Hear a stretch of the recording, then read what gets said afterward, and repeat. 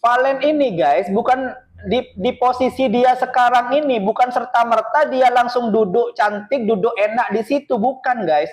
Tapi dia pernah berproses, dia pernah tahu yang namanya jatuh ketika dia tersenggol ya. Dia pernah di posisi bagaimana dia istilahnya tidak dipandang oleh orang, tidak dilihat oleh orang, tidak begitu diunggul-unggulkan orang gitu di DA5 gitu. Tapi apakah Valen berhenti di situ? Apakah Valen terus patah semangat di situ? Apakah dia di situ kemudian tidak mau lagi belajar? Enggak. Yang saya tahu selama 2 tahun dari DA5 itu Valen selalu live, dia memberikan request, meminta request atau mengabulkan request penggemarnya di TikToknya guys, di media sosialnya. Selama 2 tahun sembari dia juga masih menerima job-job guys, maupun job untuk mengiringi musik atau job dia nyanyi sambil bermusik dan lain sebagainya. Sampai akhirnya dia kembali melenggang ke DA7. Nah, di DA7 lah ini dia wujudkan semuanya, guys. Jadi semua butuh proses. Jangan bangga dengan satu pencapaian prestasi. Karena apa? Prestasi itu, guys, tidak akan pernah ada ujungnya. Ingat ya, prestasi itu tidak akan pernah ada ujungnya, guys. Sama dengan ilmu tuh nggak akan pernah ada batasannya guys gitu. Selalu akan update terus, masih banyak dipelajari dari siapapun guys gitu. Jangan lantas ketika kita di atas kemudian menginjak yang bawah, jangan. Karena apa? Di atas kita itu masih ada yang di atas lagi guys gitu. Jadi kalau kita di posisi atas kemudian kita itu dongak ke atas terus sampai menginjak-injak yang bawah, lama-lama kalau udah di posisi paling atas jatuhnya sakit banget. Sakit banget guys.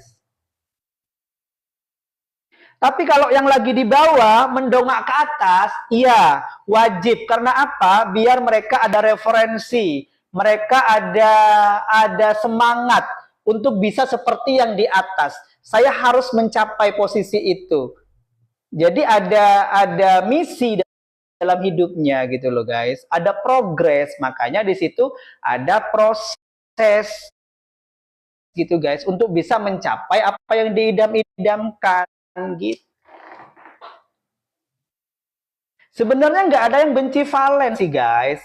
Orang yang benci Valen itu sebenarnya itu adalah, kalau menurut saya pribadi ya, itu adalah satu bentuk ujian untuk membuat Valen itu menjadi anak yang mentalnya bagus, ya, yang mentalnya bagus. Karena apa? Sementara ini guys, orang-orang yang berkomentar buruk, komentar nyinyir pada Valen di media sosial, rata-rata tuh mereka nggak menunjukkan wajahnya guys, batang hidungnya tuh nggak ada, akunnya di private gitu loh.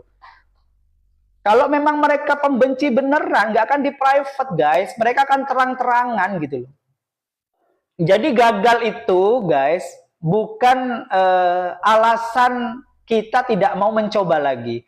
Gagal itu bukan alasan kita tidak mau atau kita tidak akan sukses. Belum tentu guys. Belum tentu. Karena kesuksesan itu diawali karena kegagalan dulu guys. Sekelas Raffi, kalian pikir dia nggak pernah mengalami kegagalan? Kalian pikir dia ada di posisi Sultan sekarang, dia hidupnya enak terus? Enggak guys, dia pernah kena BNN, dia pernah direhabilitasi, dia pernah tidak punya uang sama sekali, dia pernah merasakan hutang yang banyak, itu pernah dia laluin loh guys. Tapi karena Raffi Ahmad ini orang yang pinter ya, udah memang backgroundnya itu memang dia ini memang orang yang tangguh gitu loh. Jadi tidak butuh waktu lama Raffi ini untuk bisa merangkak lagi ke puncak seperti sekarang. Makanya sekarang Raffi mungkin lebih siap, lebih berhati-hati guys, menata hidupnya, menata keluarganya dari gosip miring dan lain sebagainya gitu guys. Jadi jangan dilihat sekarang Raffi itu jadi Sultan Andara kemudian tidak pernah merasakan melasnya hidup. Kata siapa gitu? Enggak juga. Jadi jangan beranggapan di sini saya membahas Danang, kemudian saya tidak suka dengan Danang. Enggak, guys. Enggak. Danang itu pernah menjadi salah satu akademia favorit saya.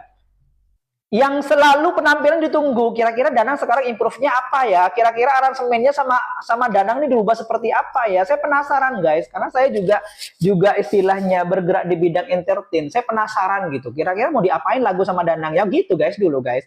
Tapi yang namanya hidup kan berputar, guys. Mungkin di zaman itu memang Danang lagi benar-benar di atas, dilulukan orang, bla bla segala macam.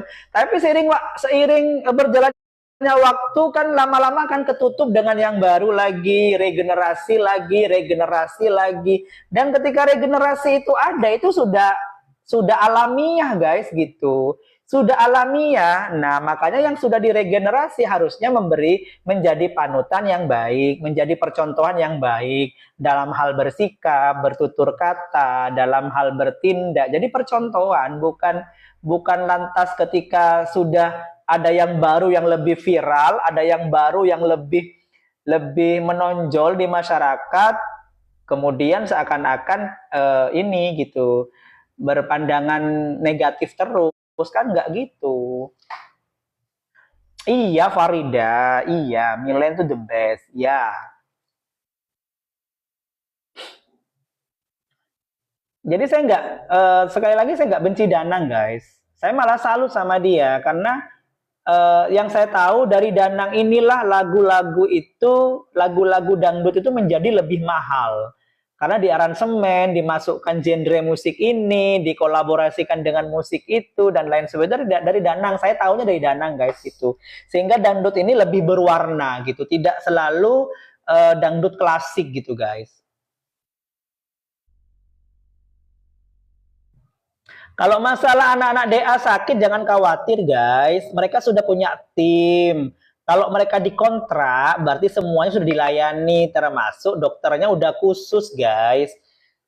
Mereka sakit itu karena kecapean aja, guys. Karena apa? Istirahatnya kurang. Jadi tubuh kaget gitu loh, guys. Tubuhnya kaget yang biasanya mungkin istirahat cukup, sekarang istirahat kurang. Kenapa? Karena seperti Valen, seperti mana gitu ya, yang biasanya mungkin mereka hanya dari asrama ke Indosiar, asrama Indosiar sekarang harus terbang ke Kalimantan, terbang ke Surabaya, terbang kemana gitu. Jadi memang tubuhnya memang perlu diinikan, harus dibiasakan gitu, guys. Jadi buat saya itu wajar kalau misalnya sakit, drop. Valen aja yang ke Pamekasan itu sampai diinfus dan disuntik vitamin, guys. Nah, jadi buat saya wajar, dan kalian jangan khawatir. Indosiar tuh sudah punya tim, guys, sudah punya dokter, sama kayak Rara dulu ketika grand final, kemudian dia ada sakit itu, guys, apa namanya, usus buntu ya, sampai dia dioperasi ya. Mana ada orang baru dioperasi, kemudian dia langsung nyanyi, duduk di kursi roda, dan dia menyanyi gitu, guys. Mana ada baru operasi, guys. Berarti kan Indosiar itu sudah memaintain sebaik mungkin, memberikan dokter terbaik, memberikan pelayanan kesehatan terbaik, obat terbaik. Jadi ketika dioperasi 1-2 hari, dia sudah bisa nyanyi gitu loh, meskipun di atas kursi roda. Karena bagaimanapun juga kompetisi dimain-mainin, guys. Kalau memang sudah masuk grand final, ya mau sakit mau apa ya itu sudah tanggung jawab peserta gitu.